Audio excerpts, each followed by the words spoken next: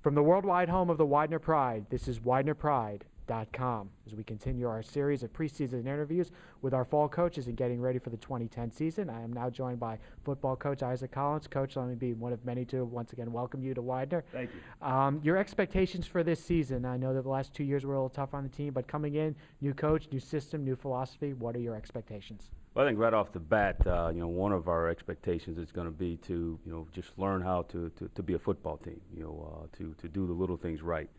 I don't think that we can start our expectations on wins and losses because if you do that, you're not going to make progress as a program. So we've been talking to the kids about focusing on the process. If we focus on the process and we're doing the right thing in the classroom, we're doing the right thing on the practice field. We're learning how to practice hard.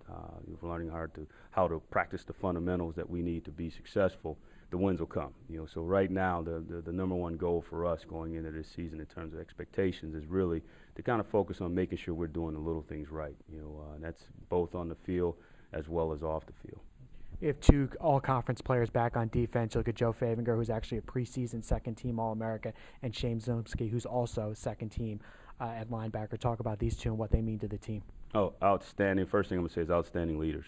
Tremendous leadership. We've had a couple tough practices already.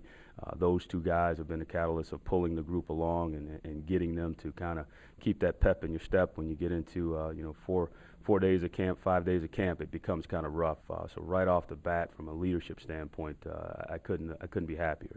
Those two guys have done a tremendous job, and certainly now that we've had an opportunity to get the pads on for a couple days, they're definitely showing up. So the excitement in terms of what we think they're going to bring to our defense, Shane with being a tremendous pass rusher and also a guy that can play in space a little bit, and really Joe has shown a lot of range on the football field, and that's something that has us excited about him as a linebacker. On offense, we return a lot of quality players. You got Chris Hopp at quarterback, Mike Penn at tight end. You got Harry Reynolds on the line. You got Adam Smith at running back. How is the offense looking this year? Well, I tell you what, they've done a good job, getting their installation in. Our offensive coordinator, Coach Eager's thrown a lot at them, and they've done a really good job here the first few days of processing it. Today was our first day in full pads. We're kind of, still feeling our way a little bit, but I think the one thing that has me excited is there have been some glimpses of being able to run the football, and I think anyone will tell you in terms of establishing an offense, you got to be able to run the football. Adams had a couple good runs in practice where he's broke away, and he has deceiving speed. When you watch him on film and just watching the film from last year, you wouldn't say that he's a blazer, but I tell you what, he keeps finding a way to get to the secondary, and he breaks an awful lot of tackles.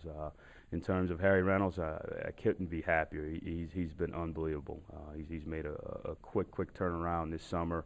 Has become a tremendous leader for us.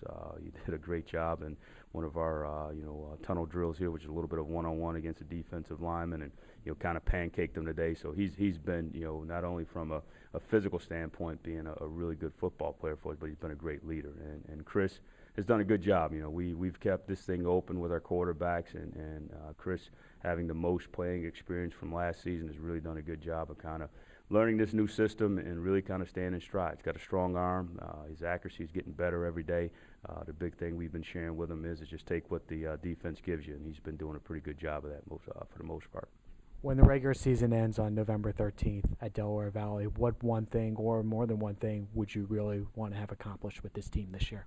I guess the biggest thing is I'd want to look back and I'd want our players, our coaches, our alumni, I'd want them to be proud of the type of football we played. I'd want them to look and say, here's a team that didn't get a lot of penalties. Here's a team that showed up every week and played hard. Here's a football team that was consistent in what they were trying to get accomplished each day, and each game they got better. And if we're able to say those things, I think everything else takes care of itself. I don't think. As being a new head football coach and taking over a program, if you come in and say, hey, we want to be in the playoffs, we want to do that, if you're thinking that way, then you're going to miss the boat. So from our perspective, really what we're thinking about is if we look back on this season and we've done the little things right and we've gotten a little bit better each day, I think we'll be where we want to be.